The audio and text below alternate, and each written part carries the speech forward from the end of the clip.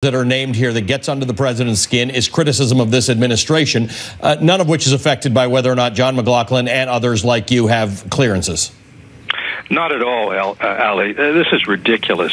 I can think of few things the president has done that more directly indicate a kind of authoritarian attitude in his governing style. I mean, to pull clearances from someone is something that you see happen when leaders of countries that are trying to move them in that direction try to silence their enemies, along with other things they do. And clearly, nothing that John Brennan has said or that the other intelligence people on this list have said has anything to do with classified information.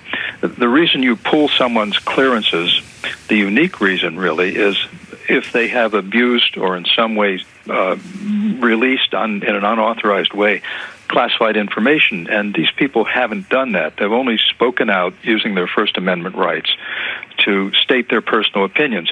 Looking at abuse of classified information, the president might look in the mirror. You recall what he did when he released inappropriately classified information, it's said, from an Israeli report when he talked to the Russians.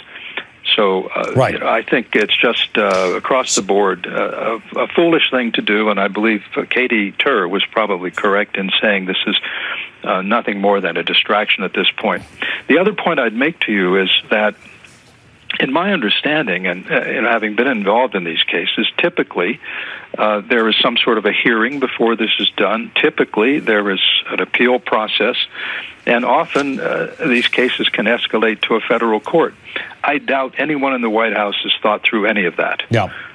Because, as usual, they've rolled the ball down the lanes, broken up the pins without any idea of how they're going to set them back up again.